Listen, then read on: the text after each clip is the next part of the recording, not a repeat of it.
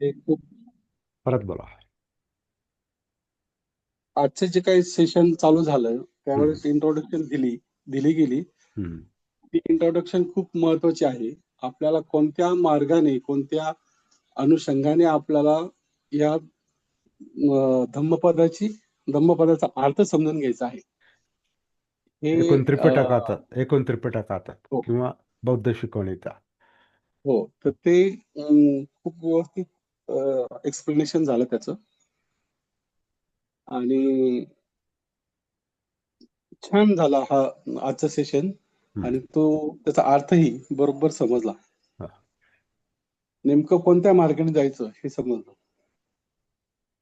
आणि यांनी आता जे आपण सांगितलंय, की इथे कुठेतरी भीती दाखवली जाते. हम्म. परंतु भीती तर दाखवली जाते असं दिसतंय. परंतु इफेक्ट जो आहे, तो इफेक्ट मला वाटतं सांगितलेला असावा या धम्मपदामध्ये, हा. असं दिसतंय. हम्म. आणि विवेक आणि चित्तशुद्धी हा. याबाबत थोडंसं एक्सप्लेनेशन अजून पाहिजे होतं जरा. हो. तर मग विवेक आणि चित्तशुद्धीसाठीच आपण सती साधना बोलतो ना. काल आपण जे डिटेल बोललो, काल आपण जी साधना थोडं सखोल चर्चा झाली काल, किंवा आधी पण बराच वेळा झालेली आहे. तर ती चित्तशुद्धीसाठी आहे. चित्तशुद्धीसाठी चित्तामध्ये उतरता आलं पाहिजे. चित्तामध्ये उतरलं तर चित्त विक्षेप म्हणजे चित्ताची जी धावपळ आहे, पळापळ आहे, चित्ताची जी चंचलता आहे, जे एकतर लोभामागे असते नाही तर द्वेषामागे असते. काहीतरी पाहिजे असतं, काहीतरी नको असतं. ही जी चित्ताची धावपळ आहे, चित्ताचं कंपन आहे, यश अपयश निंदा स्तुती सुख दुःख लाभ हानी, ह्याच्यामुळे जे चित्त कंप पावतं, या हे कंपन सतीमुळे लक्षात येतं. तिथं आपण आपली सती तिथं जर उपस्थित असेल तर आपल्याला ते कंप लक्षात चित्त कंप लक्षात येतं. मग चित्त विशुद्धीला सुरुवात होते, चित्तशुद्धीला. कारण आधी कळालं तर पाहिजे ना कशामुळे चित्त विचलित होतं. हे भीतीने तुम्ही त्याला नाही मोकळं करू शकत. भीती दाखवली पुढं असं होईल आणि तसं होईल आणि मग असं करू नको, नाहीतर तुला शिक्षा होईल. ही हा हा प्रकार हा अं, अस्तित्ववादी धर्मामध्ये वापरला जातो, बुद्ध धर्मामध्ये नाही. बुद्ध धर्मामध्ये परिणामाचं भान ठेवा. म्हणजे परिणामात परिणामात म्हणजे वाईट परिणामातून वाचायचं असेल तर स्वतःच्या वर्तनाची जबाबदारी स्वतःच घ्या. स्वतःच्या मनाची चित्ताची जबाबदारी स्वतः घ्या. आणि ती घेणं म्हणजे काय तर त्याच्यामध्ये उतरा, पहा कशामुळं काय होतं, कार्यकारण भाव, प्रत्यक्ष समुत्पाद. हा याच्यामुळे हे होतं याचं भान आलं, याचा बोध झाला की माणूस दुर्वर्तनातून गैरवर्तनातून बाहेर पडतो, म्हणजे शिलाचरणाला सुरुवात करतो. आणि मग त्याचे परिणाम चांगले होतात. आणि मग चित्तशुद्धी आणि दुःख मुक्ती, निब्बाण हे मिळतं. असं ते सूत्र आहे. पण त्याचं जे काही सेंट्रल पॉइंट आहे, जो मध्यवर्ती मुद्दा आहे, तो आधी आपल्याला आपल्या जगण्याचं भान आलं पाहिजे. म्हणजे कायेचं भान, वेदना, चित्त, मनोधम, हे आपण शब्द परत परत का म्हणतो? कारण ह्याच्यातच आपलं सगळं जीवन आहे. पूर्ण अस्तित्व आहे, संस्कारित अस्तित्व, जे आपण जाणत नाही. अबोध अवस्थेमुळे, अविद्येमुळे, भान नसल्यामुळे, सती नसल्यामुळे आपल्याला संस्कारित अस्तित्व कळत नाही. म्हणून त्यातलं दुःख कळत नाही. सब्बे संखारा दुःखाती, इथे दुःख दिसत नाही, कळत नाही, कारण संस्कारांमध्ये आपण उतरत नाही, ते पाहत नाही. आणि संस्कार म्हणजे संपूर्ण जीवनच आहे. कायिक संस्कार, वाचिक संस्कार, मानसिक संस्कार, किंवा कायिक संस्कार वेदनेतील संस्कारित अस्तित्व, जाणीवा, आपलं चित्त, चित्तसंस्कार, आणि मनोधम्म म्हणजे मनावरचे संस्कार, हे कसं काम करतात याचं काय स्वरूप आहे, इंटरनल स्वरूप. आपण आपल्या अंतर्विश्वामध्ये आपण उतरतो. जे आपण बहिर्विश्वामध्ये, बाहेरच्या विश्वामध्ये जे आपण रमतो किंवा व्यस्त होतो आणि स्वतःला हरवतो, आपण स्वतः हरवलेले असतो, तर त्याच्यातून आपल्या जीवनाचे प्रश्नच लक्षात येत नाही, दुःखच लक्षात येत नाही. त्यामुळे दुःखाचं कारण आणि मग त्याचं निवारण आणि तो मार्ग हे सगळं लांब राहतं. म्हणून चित्तशुद्धीचा मुद्दा आपण आधी घेतलेला आहे त्रिभुवन सर. आणि रोजच घेतोय आपण खरं म्हणजे. काही काही शब्द हे डायरेक्ट बोलतो, काही शब्द हे, काही गोष्टी ह्या इनडायरेक्ट येतात, इनडायरेक्टली.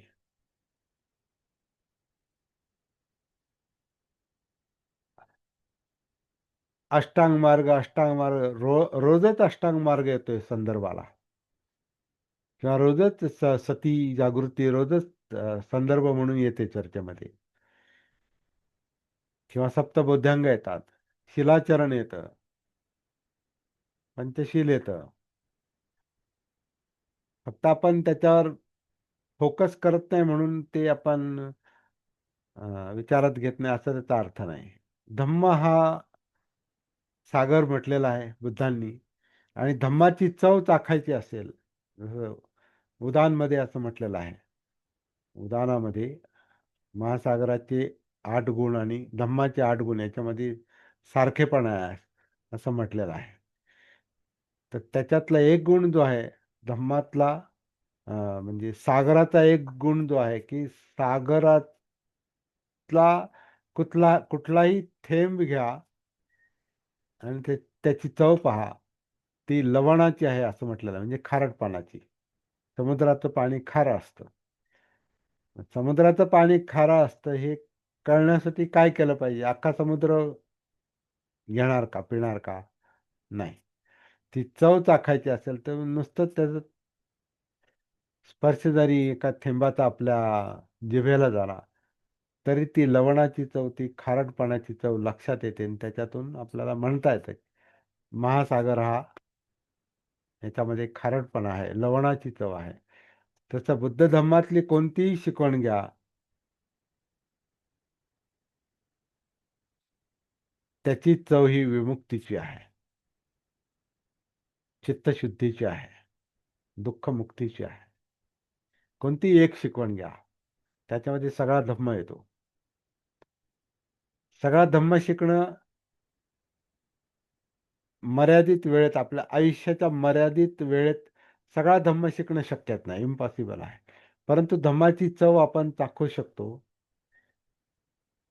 ती स्वतःच दुःखमुक्ती मिळवून, स्वतःची चित्तशुद्धी, स्वतःचं वर्तन सुधारून, स्वतःचं बोलणं सुधारून, वागणं सुधारून, आणि आपल्याला दुःखमुक्तीचा थोडा जरी अनुभव आला तरी आपण म्हणू शकतो हा, याच्यातून परिपूर्ण दुःखमुक्ती मिळू शकते. आपल्याला थोडीशी जरी जाग आली, थोडीशी जरी सती आपल्याला समजली, तरी आपल्याला सम्मा संबुद्धत्वाचं एक थोडंसं काय म्हणतात, एक भान येऊ शकतं. ती गोष्ट कळू शकते की बुद्ध कसे असतील. बाबासाहेबांच्या जीवनाकडे पण आपण जरा थोडंसं उघड्या डोळ्यानं पाहिलं तर बुद्ध बाबासाहेबांना बुद्ध का आवडले हे बाबासाहेबांच्या जीवनाकडे पाहून लक्षात येतं. परंतु बाबासाहेबांचं जीवन कसं होतं हे मला माझ्या जीवनाकडे पाहिल्याशिवाय लक्षातच येत नाही. कारण मला माझं भान पाहिजे ना, ते समजायला, बाबासाहेब समजायला मला स्वतःला समजून घ्यावं लागतं. ती पात्रता आणावी लागते, ती जागृती आणावी लागते, ती सती पाहिजे, ती समज पाहिजे. तर बाबासाहेब लक्षात येतात, आणि बाबासाहेब लक्षात आले तर बुद्धांची उंची लक्षात येऊ शकते, असा क्रम मला तरी दिसतो.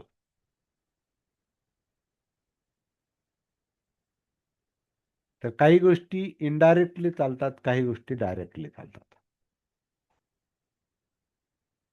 केली सर. हा,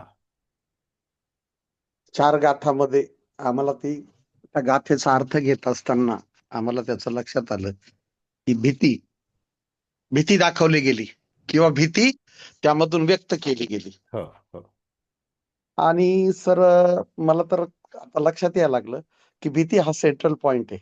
हे करा तर असं होणार नाही. हो आम्हाला समजून घ्या स्वतःला, तर हे होऊ शकत नाही.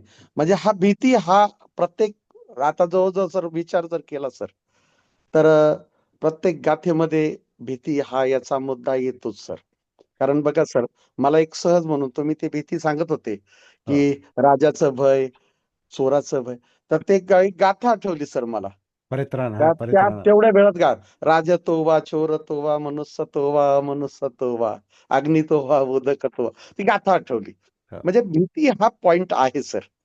हो आम्हाला चांगलं वागण्यासाठी. ते जर नाही केलं, तर आम्हाला काय होणार नाही, हा मुख्य मुद्दा आहे सर याच्यामध्ये. कारण आम्हाला तर चांगलं वागलं आपला पाहिजे. हा मला वाटतं हा पाहण्याचा दृष्टिकोन आहे. त्याच्याकडे भीती म्हणून पाहायचं की परिणाम म्हणून पाहायचं? परिणाम. तो हा चांगला होईल. परिणामाची जाणीव हो.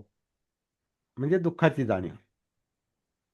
हो, दुःख ते हा बरोबर. त्याचा दुःखाची परिणाम जाणीव आला म्हणजे यातनाची दुःख येतं. जे जे काही परिणाम, परंतु आज एवढी काय म्हणतात आपल्याला ग्रामीण भाषेत हे आहे ना, भोकाडे दाखवणे काय म्हणतात त्याला, काय काय शब्द आहे आमच्याकडे, म्हणजे भूत दाखवणे, त्याच्या खाली भूत आहे, तिथे तसं करू नका, तिथं भूत आहे, असं झालं तर तुला असं होईल.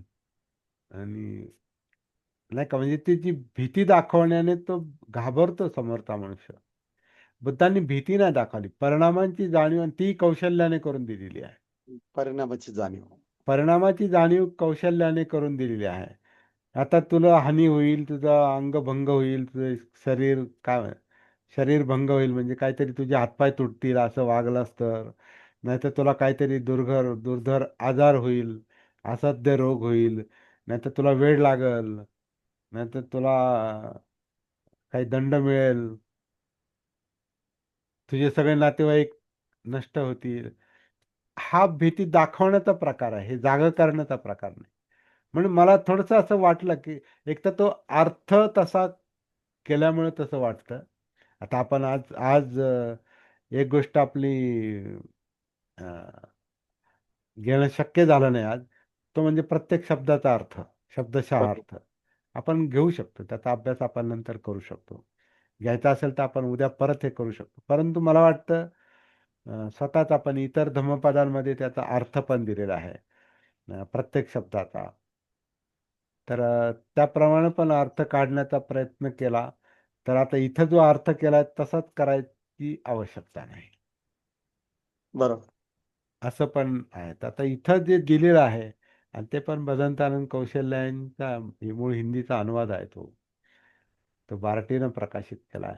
आणि तोच थोडासा मला असं वाटलं की ही फारच हे दाखवलंय. काय शब्द आहे त्याला, आपण ग्रामीण भाषेमध्ये बोलतो बघा, तिथं भूत आहे, तिथं किंवा असं आमच्या म्हणजे म्हणजे मला ज्ञात असलेल्या ग्रामीण भाषेत तर ती भोकाडे दाखवण्याचा प्रकार आहे, म्हणजे काहीतरी त भीती दाखवणं, धसका बसेल समोर त्याला, तुझ्या कर्माचे परिणाम असे होतील, तुझं काय म्हणतात ना, असं बोटं मोडून तुझं वाटोळं वाटोळं होईल, असं असं तो नरकात जाशील, असं ही भाषा बुद्धांची नव्हती. परिणामांची जाणीव करून द्यायचे ते.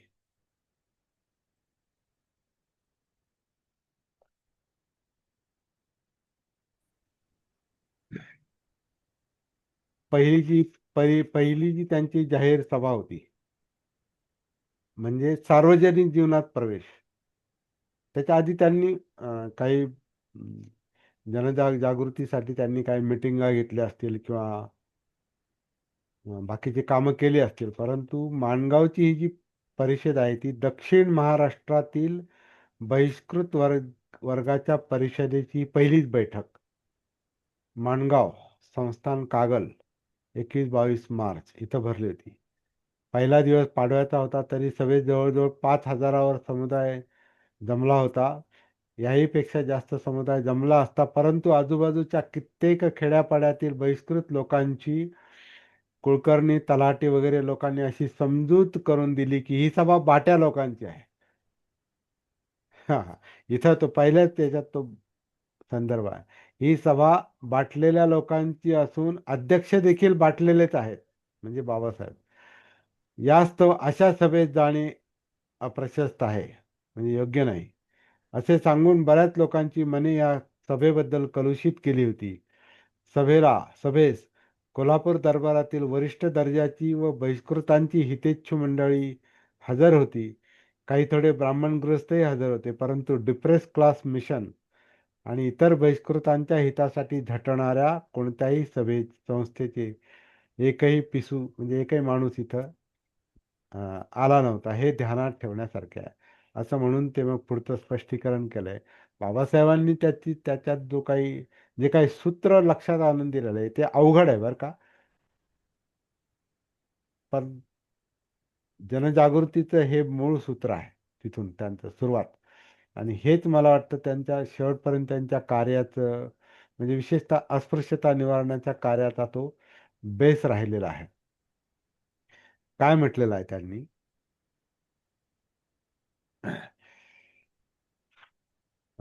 21 मार्चच्या सभेतलं हे भाषण आहे. 21 आणि 22 मार्चला मग शाहू महाराज उपस्थित होते. 22 मार्च 21 मार्चला ही जी परिषद झाली त्याचं उद्घाटन करताना ते म्हणतात की ही परिषद अनेक दृष्टींनी अपूर्व आहे. मुंबई इलाख्यातील परिषदेचा हा तसा पहिलाच प्रसंग आहे व आपल्या लोकात आपल्या उन्नतीबद्दल दिसून येत असलेली कळकळ ही तितकीच अपूर्व आहे. त्याचप्रमाणे बहिष्कृत वर्गात दिसून येत असलेली विचार क्रांती ही तशीच अपूर्व आहे. आजवर बघा, आजवर आपल्या लोकांस वाटत होते की आपली वाईट स्थिती होण्याचे कारण आपले दुर्भाग्य होय, आणि दुर्भाग्याला आळा घालणे आपल्या हाती नसल्या कारणाने आहे ती बिकट स्थिती आपण निमूटपणे सोसली पाहिजे. हल्लीच्या पिढीला मात्र आपली परिस्थिती ईश्वरी लीलेचा परिपाक आहे असे वाटत नसून ती इतरांच्या दुष्कृत्यांचा परिणाम आहे असे वाटू लागले आहे. ज्या हिंदू धर्माचे आपण घटक आहोत, महत्वाचा मुद्दा, ज्या हिंदू धर्माचे आपण घटक आहोत त्या हिंदू धर्माच्या व्यवहारात मनुष्य मात्राचे संघटन 2 आदी तत्वांना धरून झालेले दृष्टीस पडते. म्हणजे हिंदू समाज हा 2 दृष्टिकोनातून तयार झाला आहे. एक, जन्मसिद्ध योग्य अयोग्यता, म्हणजे जन्माबरोबरच तुम्ही योग्य आहात की अयोग्य आहात हे ठरतं. आणि दुसरी, जन्मसिद्ध पात्रता, पवित्रता, अपवित्रता. जन्माबरोबरच तुम्ही पवित्र म्हणून आहात की अपवित्र आहात हे तुमच्या जन्माबरोबरच ठरतं. हे महत्त्वाचे मुद्दे त्यांनी आधी सांगितले. आणि या 2 तत्वांना धरून मग हिंदू लोकांची विभागणी केली तर त्याचे 3 वर्ग होतात. पहिला वर्ग, जन्माने सर्वात श्रेष्ठ जो आहे आणि सगळ्यात पवित्र जो आहे तो ब्राह्मण वर्ग. दुसरा वर्ग, ज्यांची जन्मसिद्ध श्रेष्ठता ज्यांची जन्मसिद्ध श्रेष्ठता व पवित्रता ब्राह्मणांपेक्षा कमी आहे तो ब्राह्मणेतर वर्ग. ब्राह्मण सोडून इतर, परंतु बहिष्कृत सोडून पण इतर. आणि तिसरा वर्ग जो आहे जो जन्मानेच कनिष्ठ आहे, म्हणजे श्रेष्ठ नाही, जो जन्मानेच कनिष्ठ आहे आणि अपवित्र आहे जन्माने, अशा लोकांचा जो वर्ग आहे तो आपला बहिष्कृत वर्ग. स्पष्ट स्पष्ट 3 गटामध्ये त्यांनी वर्गवारी केलेली आहे हिंदू समाजाची. आणि त्याला कारण त्यांनी दिलेलं आहे की जन्मानेच जो योग्य अयोग्य आहे आणि जन्मानेच जो पवित्र अपवित्र आहे या बेसवर ही विभागणी झालेली आहे. म्हणजे जन्म हा मुख्य कारण आहे आणि जन्म आपण ठरवून घेतलेला नाही. आपण नेहमी नेहमी नेहमी म्हणतो मला माहित नाही, मला माझा जन्म आठवत नाही. आणि आई वडील अस्पृश्य, आई वडील माझ्या महार होते म्हणून मी महार आहे, हे मला अजूनही ते म्हणजे जाणवतही नाही, ते विचारही केला नाही कधी. मी महार का, मी अस्पृश्य का, मी शेड्यूल कास्टमध्ये का आहे, अनुसूचित जातीमध्ये का आहे, माझे आई वडील अनुसूचित जातीतले आहेत, विशेषतः बाप. कारण इथे पुरुष प्रधान याच्यामध्ये आई पण, तिला पण काय म्हणतात, स्त्रीला पुरुषाची आयडेंटिटी, पुरुषाची जात मिळते, म्हणून ती पण अं, पुरुषाच्या जातीची झाली ती. म्हणजे आई वडील अस्पृश्य, आई वडील कनिष्ठ, आई वडील अपवित्र म्हणून आपण अपवित्र, कनिष्ठ. आई वडील महार म्हणून मी महार. माझे आई वडील महार का, त्यांचे आई वडील महार. त्यांचे आई वडील महार का, त्यांच्या, म्हणजे ही जी जातीची परंपरा आहे, ही परंपरा जन्मामुळेच आहे. आणि जन्माचं काय करायचं हे माणसाच्या हातात नाही. एक हा जो सिद्धांत बाबासाहेबांनी मांडलेला आहे, याला तोड नाही. इतकी स्पष्ट काय म्हणतात, स्पष्ट बोध, ही जागृतीचा मुद्दा आहे. हा अस्तित्वाच्या जागृतीचा मुद्दा आहे. आपण कोण आहोत, म्हणून मी त्रिकोणाचा मुद्दा जो म्हणतो, तर आपल्याला आता ती परिस्थिती जरी नसती ना, तरी काही संस्कार आपल्यामध्ये तसे आहेत. आजही आपण, आता रिझर्वेशनचा मुद्दा जो चाललाय, त्याचा संबंध खरं म्हणजे याच्याशी आहे काही अंशी. बाकी आता आर्थिक परिस्थिती, बाकी ज्या काही सामाजिक आर्थिक घडामोडी, राजकीय घडामोडी ज्या चालतात त्या तर आहेतच, परंतु ही वेळ आलीच कशी काय, तर त्याचा संबंध जन्माशी आहे. जन्माचा संबंध जातीशी आहे. जाती या धर्माचा अंग आहे, आणि आपण त्याला जणू काय अजूनही हात लावू शकलो नाही. बाबासाहेबांनी तो हात घातलेला आहे, हे धाडसी काम केलेलं आहे. चला पुढचं मग, हे आता ही आपली जन्मसिद्ध अयोग्यता आणि जन्मसिद्ध पवित्रता अपवित्रता कशी घालवायची, हाच मुख्य मुद्दा आहे. आपली आयडेंटिटी कशी बदलणार. आयडेंटिटी जोपर्यंत बदलत नाही तोपर्यंत आपण पुढे सरकू शकत नाही. मग तिथेच आपल्याला ती डागडुजी करावी लागते फक्त. म्हणून आपली जी भांडणं जी आहेत, ती भांडणं सगळी वरवरची आहेत. मुळाकडे जाण्याची, मी माझ्या मुळाकडे जात नाही तर मी कशाला जातीच्या मुळाकडे जाणार. मी माझा शोध घेत नाही, माझंच भान मला नाही, माझी सती मला नाही, मी कशाला बाबासाहेबांच्या ह्या खोल विचारामध्ये शिरणार. म्हणून मला ती पात्रता आधी कमवावी लागेल, तरच मला बाबासाहेब समजतील. बुद्ध, दुःखमुक्ती, चित्तविमुक्ती, हा तर काय म्हणतात, मानवी अस्तित्वाचाच मुद्दा आहे तो. हा फक्त जातीचाच मुद्दा नाही, हा मनुष्य मात्राच्या अस्तित्वाचाच मुद्दा आहे, की दुःख आलंच कसं काय बरोबर, असा तो मुद्दा दिसतो. की इथल्या व्यवस्थेनं काय म्हणाला. इथल्या व्यवस्थेने आम्हाला इथल्या व्यवस्थेने आम्हाला स्पर्श ठरवलं होतं. परंतु मला एक चांगलं आठवतं की आपल्यामध्ये पण वाळीत टाकणं हा एक प्रकार होता काही वर्षापूर्वी. तो तिकडूनच शिकलो ना आपण. नाही, आपण अस्पृश्य होतो, आपण वाळीत टाकलं होतं, पण आपल्या जात पंचायतीमध्ये पण काही लोकांना वाळीत टाकत होते. ही पण त्यापेक्षा भयानक गोष्ट होती. पंचायतीचे नियम हे जाती व्यवस्थेनंच घालून दिलेले आहेत, ते मनाचे नाहीत. ते व्यवस्थेनेच घालून दिलेले आहेत. ते वरून खाली झिरपलंय बाबासाहेब म्हणतात. ते- महाजनांचा शब्द अंतिम असतो ते म्हणतात. जे वरचे लोक, महाजन म्हणजे मोठे लोक, वरचे लोक, वरच्या जातीचे लोक जे कारण त्यांच्यातही ते चालतंय, त्यांच्यात पण जाती बाहेर टाकतात ना. वरच्या वर्गात पण जाती बाहेर टाकत होते. त्याचीच पण मुळात त्याचीच त्याचीच कॉपी खाली झालेली आहे. म्हणून आपले लोक वाईट टाकायचे, जाती बाहेर टाकायचे. हा, हे काय मनाचं नाही. त्यांच्या सिस्टम ज्यांनी आखून दिलेली आहे, यंत्रणा ज्यांनी तयार करून दिलेली आहे, आपण फक्त फॉलोअर होतो, अनुयायी त्यांचे. तर त्या काळी त्या माणसाचं रोटीबिटी वयावर लांबच राहिला. काही कुठली वस्तू देणं घेणं सुद्धा त्याच्याकडे ठेवत नव्हते, संपर्क ठेवत नव्हते, बोलणं सुद्धा काही लोक टाळत होते. मग ही त्याच्यापेक्षा अस्पृश्यापेक्षा भयानक अस्पृश्यतेना त्या माणसाच्या वाटायला येत होती. ते कसं आहे, मारून टाकता येत नाही ना, तो गुन्हा आहे तो. म्हणून मग असं मारायचं,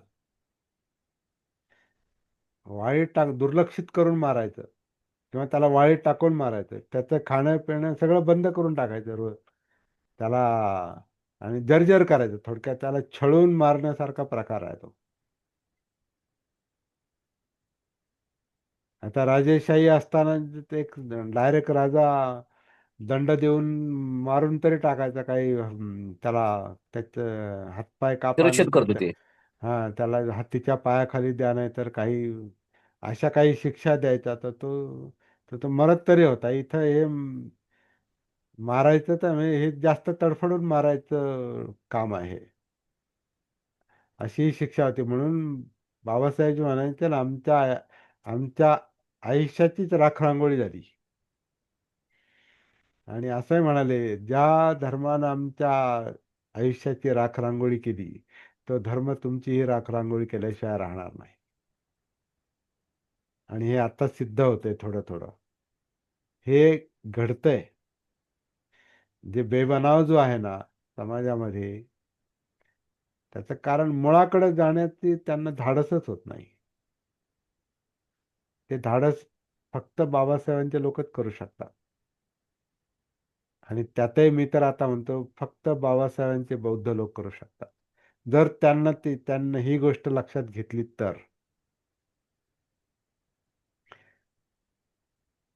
सध्या मलमपट्टी जास्त चाललेली आहे. नुसती मलमपट्टी करून नाही जमायचं. ते जखम झाकली म्हणजे जखम नाही असं नाही ना.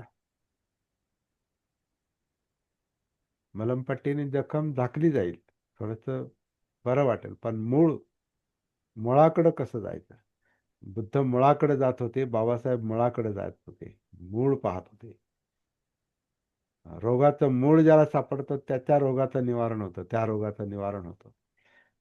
वरवर मलमपट्टी करून पेन किलर घेऊन पेन कमी होईल, पण पेनचं कारण काय? असा मुद्दा आहे तो. परत प्रश्न विचारा, रेकॉर्डिंग करतो.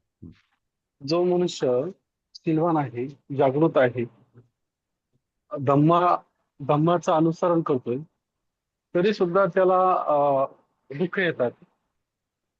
तर याचं काय कारण आहे? दुःख हे सत्य आहे. दुःख आपण टाळू शकत नाही. याच्यावर आपण काल चर्चा केली, परवा पण केली ती मला वाटतं. दुःख बुद्धांना पण होतं, दुःख बाबासाहेबांना पण होतं, शेवटपर्यंत होतं. दुःखमुक्ती ही प्राप्ती म्हणजे निर्वाण, ही प्राप्ती जी आहे ना, हा मुद्दा लक्षात घेतला पाहिजे. दुःखमुक्तीचा अर्थ तुम्ही दुःखाला नष्ट नाही करू शकत नाही. कारण ते निसर्गाचं ते काय म्हणतात, निसर्गाचं जन्माबरोबर आलेला तो एक प्रॉडक्ट आहे. जणू काय ते जन्माबरोबरच आलेली गोष्ट आहे, संस्काराबरोबर. सभ्य संखारा दुःखाती, हे सत्य आहे. हे सत्य आपण जिथं आपण सत्य नाकारतो, नाही नाही मला दुःख नाही पाहिजे, दुःख असणारच आहे. पण आपण काल असं पाहिलं की आपलं कोणतंही दुखणं, म्हणजे समजा शारीरिक दुखणं असेल किंवा कोणतंही दुःख जे असतं, ते आपलं मानसिक दुःख नाही बनलं पाहिजे. शरीराचा आजार हा मनाचा आजार नाही बनला पाहिजे. तर दुःखमुक्ती म्हणजे दुःख हे सत्य स्वीकारून ते मला नको अशी भूमिका नाही राहत जागृत माणसाची. हे असंच आहे. जीवनाचं स्वरूप हे असंच आहे. हे स्वीकारावंच लागतं. म्हणजे आपण म्हातारे होणार, आणखी म्हातारे होणार, मरणार, हे आपण स्वीकारतो का? की नको नको म्हणतो? तुम्ही काही करा. बुद्धाला मृत्यू होता. बाबासाहेबांचा मृत्यू झाला. ते कुठे याच्यातून वाचले? मग मृत्यू त्यांचा मृत्यू जो झाला तोही त्रस्त अवस्थेत, म्हणजे शारीरिक त्रास होता त्यांना. परंतु त्या त्रासाने त्यांना त्यांना त्यांना मानसिक त्रास नव्हता.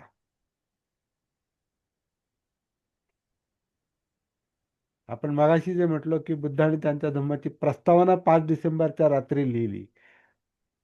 5 डिसेंबरच्या रात्री त्यांची अवस्था कशी असेल? तरी सुद्धा एवढा सुस्पष्ट प्रस्तावना. चित्त जागृत आहे, पण शरीर जर्जर आहे. त्यांना गुडघेदुखीचा त्रास होता, त्यांना डोळ्याचा त्रास होता, त्यांना डायबिटीज होता.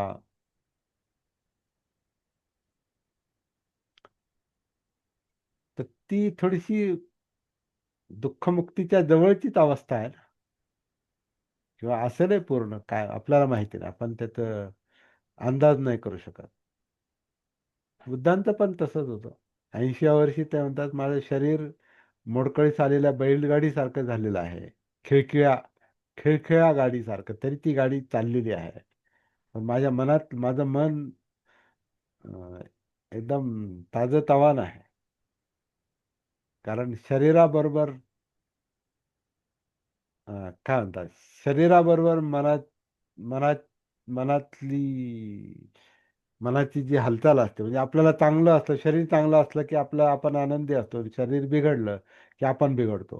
म्हणजे आपलं मन हे सापेक्ष, म्हणजे कसं, परिस्थितीबरोबर चालतं, शरीर स्थितीबरोबर चालतं. पण जे मन मुक्त असतं ते परिस्थितीचा गुलाम नसतं, शरीर स्थितीचं पण गुलाम नसतं. म्हणजे अशी ती निर्वाणाची अवस्था असली पाहिजे. आणि त्याचे काही थोडे थोडे अनुभव आपल्याला घेता आले पाहिजेत. आजाराबरोबर मन आजारी नाही पडलं पाहिजे. मन आजारी पडलं तर मग शरीर आपोआपच आजारी पडतंय, ते जास्त आजारी पडत.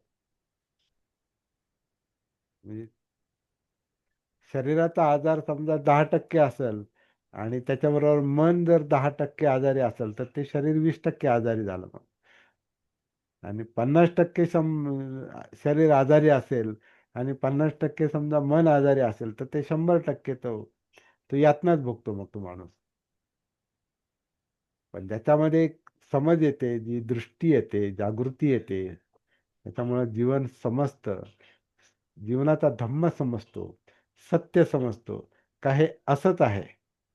जन्म, जरा, व्याधी, मरण, प्रियांचा वियोग, अप्रियांचा संयोग, मनासारखं न होणं, हीच जीवनाची लक्षणं आहे. काही करा, काही करा, हे घडल्याशिवाय राहणार नाही. जन्म झाला तिथूनच म्हातारपणाला सुरुवात झाली. खरं म्हणजे वय वय वाढत जातं, म्हणजे काय, म्हातारपणाकडे ती वाटचाल आहे. आणि म्हातारपण हे मृत्यूकडे जाणार आहे. आणि हे मधलं जे जीवन आहे, जन्म आणि मृत्यू, ह्याच्यामध्ये काहीतरी जे जे आवडतं ते निघून जातं. जे प्रिय आहे त्याच्याशी विरह ठरलेलाच असतो. जे प्रिय आहे त्याचा वियोग हा ठरलेलाच असतो. एक तर ती प्रिय गोष्ट तरी जाते, किंवा ती प्रिय गोष्ट असेल पण आपण नसतो, असं पण असू शकतं. कधी कधी प्रिय गोष्ट पण असते, आपण पण असतो, परंतु परिस्थिती तशी नसते. समजा एखादी म्हणजे समजा एखाद्याचा परिवार, मुलगा मुलगी समजा, कशाच्या तरी निमित्तानं ते गेले, शिक्षणाच्या निमित्तानं किंवा नोकरीच्या निमित्तानं, आजकाल हे घरामध्ये घडतं. कुटुंबाचं जे विभाजन होतं, किती मुलगा बाहेर जातो, तर तो बाहेरचाच होतो कधी कधी. लग्न झाल्यानंतर आणखीन ते वेगळं, कारण तो वेगळाच होतो. आणि ह्या आई वडिलांना ते नातवंड सुद्धा पाहायला मिळत नाहीत.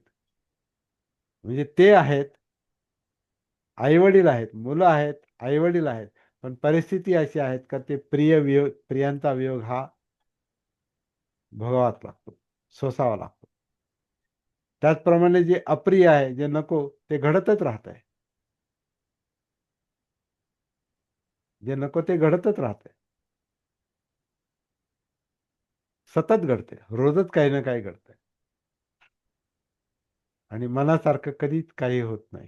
म्हणजे काही गोष्टी होतात मनासारख्या, परंतु होतीलच अशा नाही.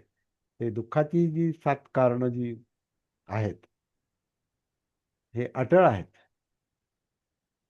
हे लक्षात घेऊन, हा धम्म लक्षात घेऊन, हे सत्य लक्षात घेऊन आपण आपलं चित्त शुद्ध करतो किंवा शुद्ध होतं ते.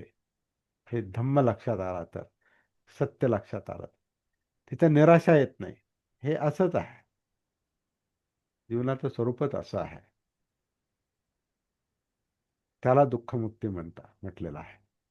दुःखाला नष्ट नाही करत आपण, दुःखाच्या परिणामातून आपण वाचतो.